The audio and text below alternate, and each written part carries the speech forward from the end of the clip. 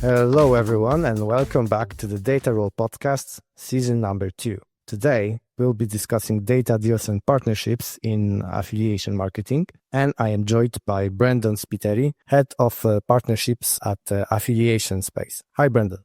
Hi, Stanislav. Thank you for the invite. Appreciate it. Thank you very much for joining. So just to get things going, if I may kindly ask you to make a short introduction, tell us about your company, about your responsibilities, and so on. Over to you. Yeah, sure. So I'm Brendon. I've been working in the gaming space for around 8 years now. Started as the operator side and did a bit of affiliate marketing from both sides as well, operator and affiliate. Through the years, I adapted more in the affiliate marketing space as I enjoyed the digital marketing aspect of the industry really well. So that brings me to affiliation space, which is an affiliate network where I'm working with publishers and advertisers at the same time in order to acquire and monetize traffic the best and most efficient way possible, and bringing the best return on investment for the publisher while also bringing value to the advertising partners we are working with. And before affiliation, you were working in as an operator, but on a responsible gambling side or customer service? So I started customer service and I worked up into VIP account management in the UK market.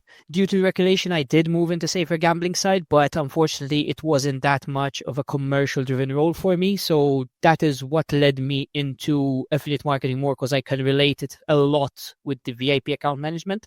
There was the commercial, the sales, the relationship side. But from safer gambling, I did get more into data analytics and understanding of data, because that is data decisions on the spot. So affiliate marketing, since it has some data analytics on it, I can see where it can even give me an edge on understanding data.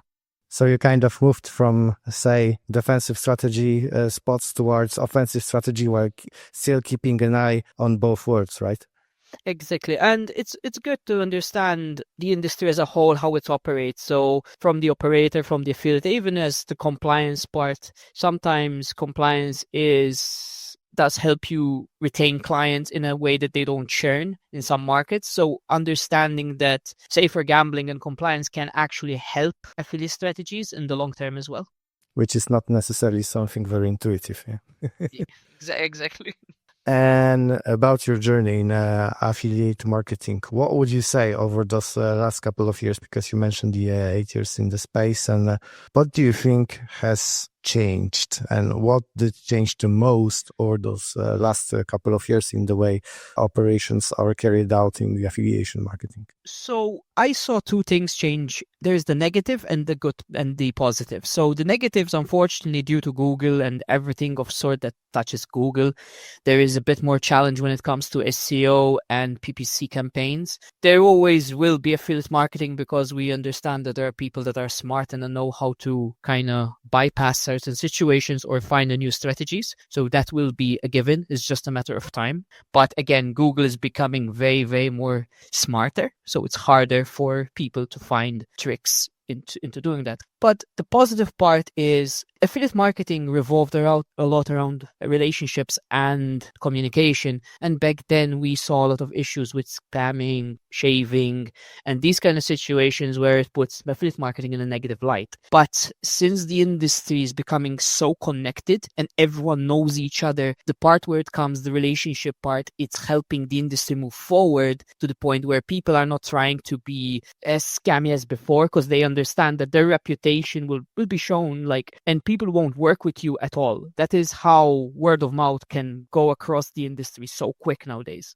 Okay, and just getting back to what you mentioned, since you worked on both sides, just one side as an operator and as an affiliate, would you say, or rather, what would you say is like the top items, what makes a partnership between an affiliate and operator truly successful? So initially, as an affiliate, you have to be transparent of traffic sources. You have to be transparent where the traffic is coming from, because an operator will classify a budget spending depending on the source. You cannot try to trick an operator by telling him this is Google Ads traffic and then you flush Facebook traffic. That will damage the reputation with the operator, because he's overcharging or overpaying for something that he thought it's something else. So clear communication where the traffic source is coming from. Nowadays, there's a lot of traffic sources that are combined, because a lot of affiliates are doing a bit of everything: influencer marketing, SEO, a bit of Google Ads. So there is always a pot that is full of different sources. It's just, again, discuss this with the operator, that your traffic, your funnel is built around a lot of sources to help each other. That way they will understand. But there are situations where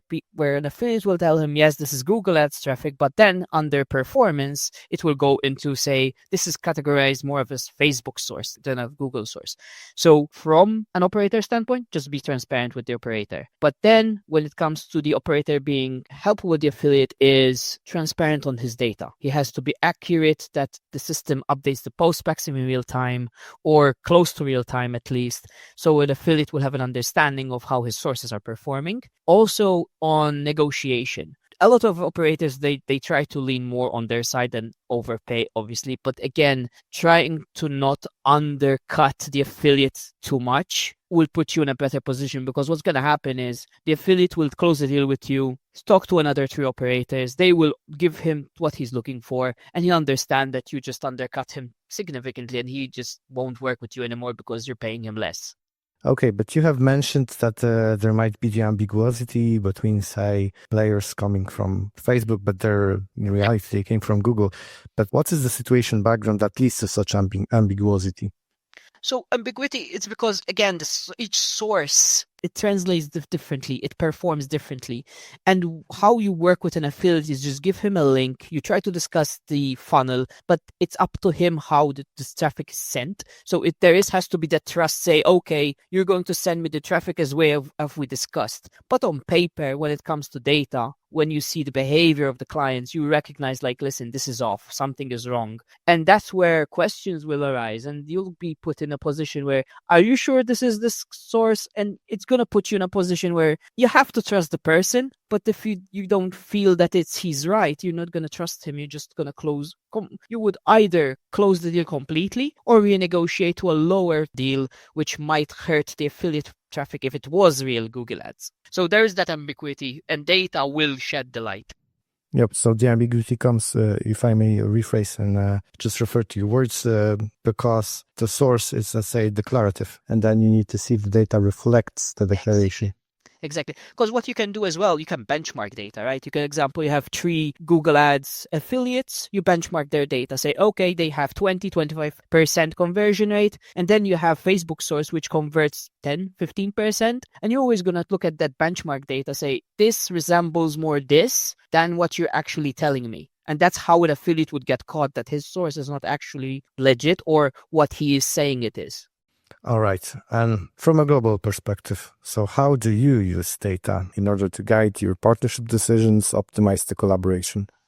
So as a global part, what we do is, again, benchmarking data is such a fundamental component in understanding everything, how it flows. Example, I work with different sources, and I always am upfront with the conversion rate of certain sources. If an operator, example from my side, is willing to pay, I'm going to push him towards Google Ads and tell him this is the highest conversion rate we have, but it's going to cost you. If you don't want to pay that much, we have other options.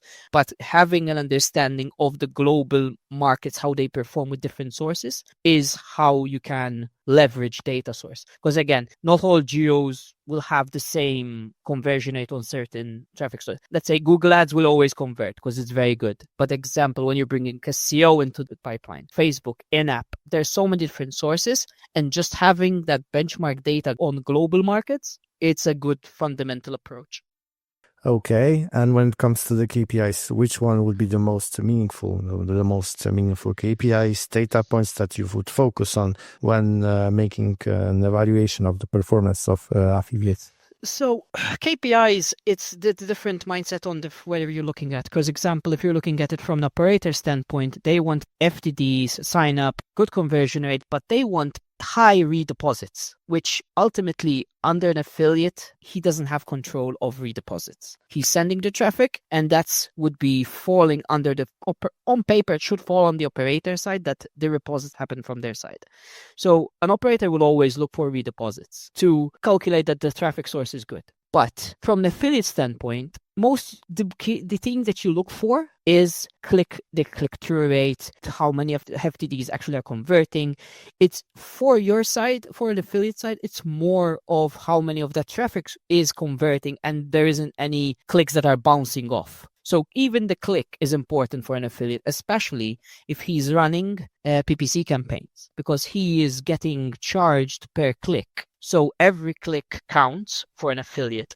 So that the clicks are utilized effectively to the best possible extent, right? Exactly. And an affiliate, usually how the funnel is built, he doesn't promote one brand. From one PPC campaign, he would push a top list. So from the top list, he can understand which brand converts the best because he rotates them accordingly. So every click that goes through the first brand, he knows that there is a higher conversion rate and he's safe.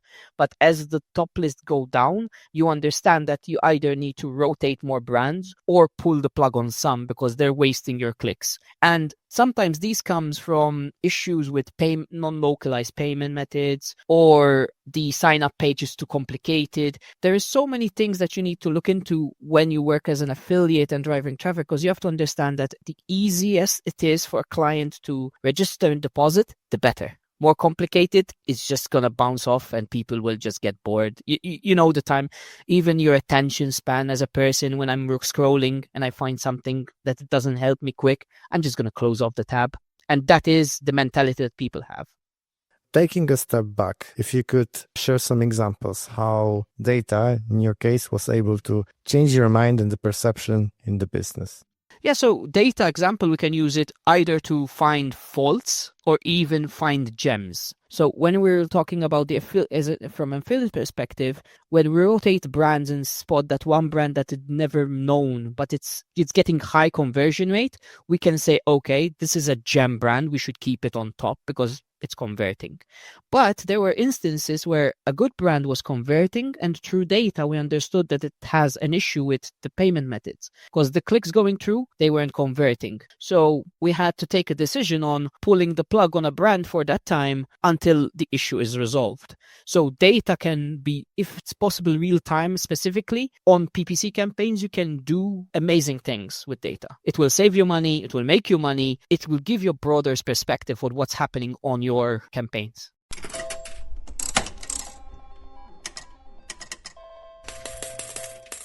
Okay, and also when we take a look at the relationship between, on one side, the operator and on the other, the affiliate, this relationship, again, this is also driven by the data. And no matter if we speak about the CPA model or the rev share, and what would you say are the main aspects and risks when it comes to this area? So when it comes to relationships, there is two things, because you mentioned the reward model. So usually if you don't have a good relationship, the operator will play it safe, will always play it safe. He'll try to pay you less or put more, not KPIs, but more kind of thresholds in order for you to complete a CPA. When an operator has a good relationship, for example, personally, I had this situation where an operator would always put baselines on their deals. So a baseline, if for no one that doesn't know, is basically a client has to deposit plus wager that amount. So a baseline can be implemented on minimum deposit, but some operators would put it as a higher than minimum deposit. So there will be 2 deposits and 2 playtimes. So that's harder for an affiliate to reach the threshold. And most of the affiliates wouldn't want to work with it because there is too much ifs to trigger while they're already accruing costs. So because I had a good relationship with the operator, I managed to reduce this baseline to minimum deposit at least, then having the double deposit. And then once he saw that the data's coming good, that the clients are converting, we removed the baseline altogether. But again, that comes from the relationship plus having data to support that business relationship. Because end of the day, we're here to make money, both of us. So we have that mutual understanding that if this will benefit both, we will do it. It's just trust has to be established first. Yeah, at the same time, you could ask the question out loud. Why would an operator work on a revenue share model if at the end of the day the affiliate is not responsible for the second and third or fourth deposit, but it's solely the long-term lifetime value is solely the responsibility of the operator who makes reactivation, retention campaigns, etc. So why would that make sense? And I know this is the most common model, right? So revenue share, again, yes, the most common model, but to be honest, it's for an operator, he's going to invest a lot more time, yes, to get the client back up and running. But acquisition is the most costly one, the most intensive. Acquisition is always going to be the one that has more time. It's more time consuming. You have to invest a lot of money up front in order to establish either a website or a PPC campaign. So there is a lot of investment. So operators, as I say it so far, they will gladly invest more into the acquisition than the retention.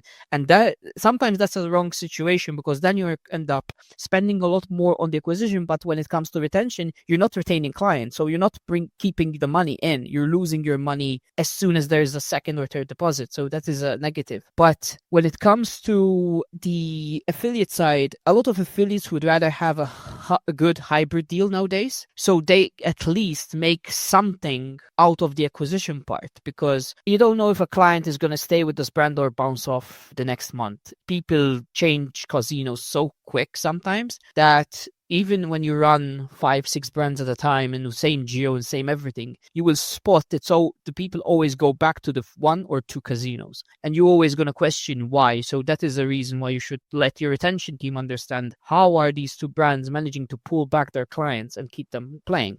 But again, from an affiliate perspective, revenue share is good, but the industry is so fast, so many brands release every month, that I think as an affiliate, we would rather just focus on a pure CPA deal and keep going there, because that's a safe bet. I noticed the industry, again, an operator released 5 brands in a span of 4 months. And I think that's unhealthy for the industry.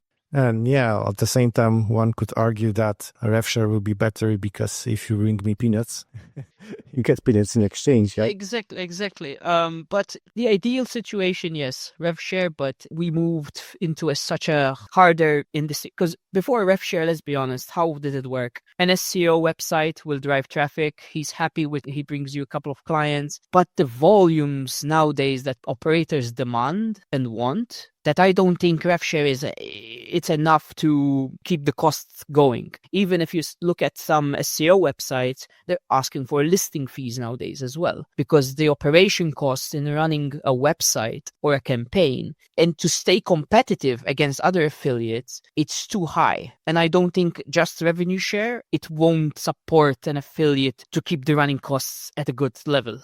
Yeah, you need to stay on the top all the time, yeah. Exactly. And in terms of bottlenecks or inefficiencies that you have certainly spotted in the affiliation area, what would you name? What are those most common bottlenecks? There's too much demand in traffic and there isn't enough going around. If you notice, you go to events, everyone is looking for traffic, but there is very little people actually selling traffic. And when it comes to this industry, it's so focused on a certain reward models that it doesn't want to branch into other models. And I understand why, because there's a lot more risk. In terms of, if you look at other verticals, there is the CPL model, the CPM model, there's so many different, but when it comes to iGaming, I think it's a very big risk to go into these without understanding who is going to send you the traffic or who is working with you to a certain degree. Because other industries, again, they support these models, but there is a lot of traffic fraud involved.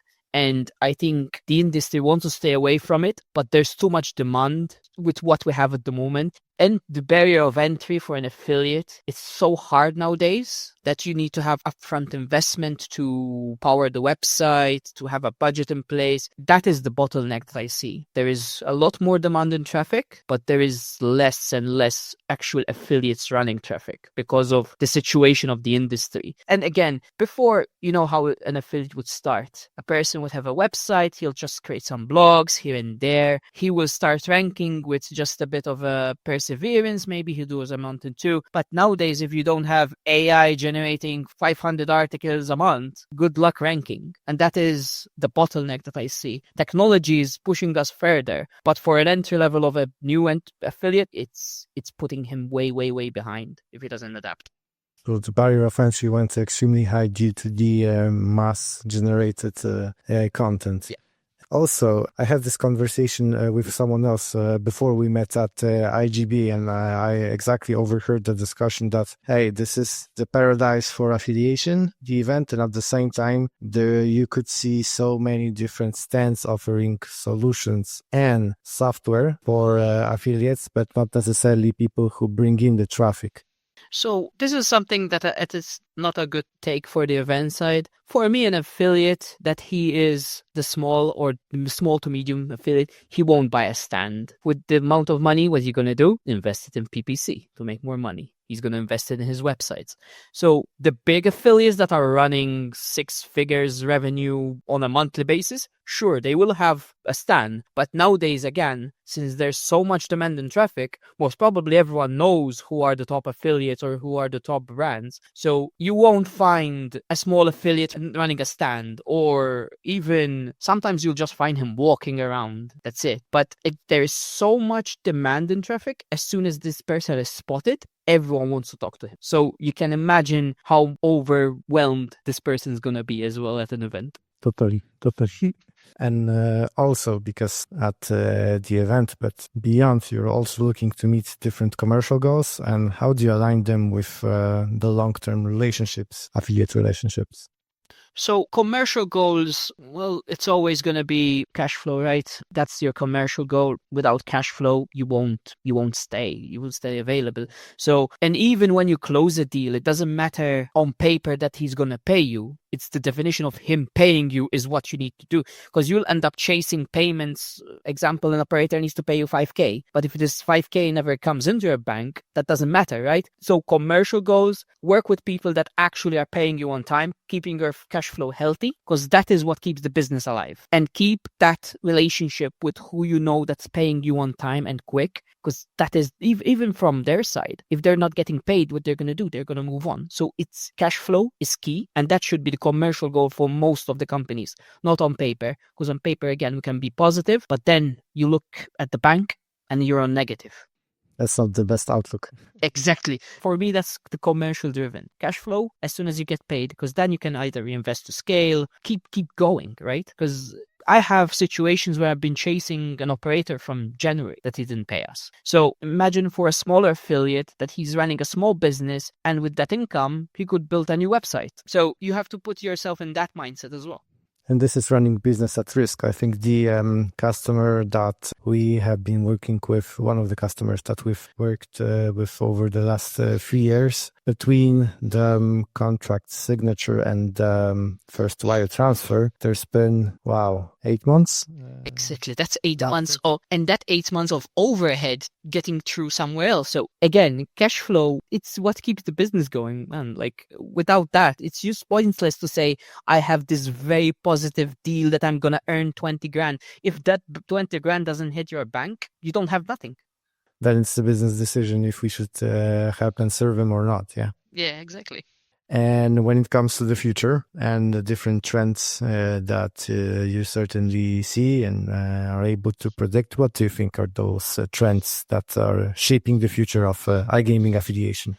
So I saw these kind of trends on AI influencers. It's becoming such a big thing. I expect it to become a more established thing later on, because at the moment what we saw is influencers, they work in a certain structure model. Sometimes it's expensive, but they bring authentic clients to play. But nowadays I saw that there are these AI generated accounts that still have legit users and they charge less. Obviously, there's still a lot of manpower behind it in terms of keeping the account authentic and, ironically, keeping an AI content authentic. But keeping the account authentic for the users to follow. But I see where these companies will get to the point where they will compete with influencers at a much lower cost, and they will take, I think there is a chance they can take over that side of the market. Another thing is AI that can put Google in check in terms. At the moment, a lot of people are using AI to produce content writing, but if at some point, for example, ChatGPT starts giving you links, hyperlinks to recommendations, that will put Google in a state of an issue, because people won't go to Google search and look for a term anymore. They will go to ChatGPT, top 10 operators, and that's the algorithm that people will try to break to understand how to work better. So I can see where AI can help this kind of Google monopoly we have, because Google, let's be honest, they own majority of the search traffic. Binge and the other one is just a small percentage. So I can see AI putting these companies not at risk, but give them run for their money. And if there was one thing that you would change and one thing that you could reinvent, one part of the affiliate marketing world, what would that be? It's so sometimes the affiliate marketing, I see that there is a lot of bad reputation going on, and it's because of most ongoing issues we had in the past. And now it's getting better. But if before they would just saw that this is not a way to get ahead of everyone, and it's more of discussing between us, a commercial driven opportunity for everyone, and not scamming or how you can say, shaving clients and everything, keeping a healthy relationship could have put us in a better position from the get-go, and not putting us in a position where we have to kind of fix relationships because of bad term deals or bad term business opportunity there was before. All right. Thanks a lot, Brendon, for this thorough interview. Thank you very much, Stanislav. Great to be here again. Hope to see you again in another event, I guess. Will do. Guys, Yep. This is going to be everything for today. When together with Brendon, we discussed data deals and partnerships in affiliation. Wishing you a great rest of your day. And remember, keep rolling with the data.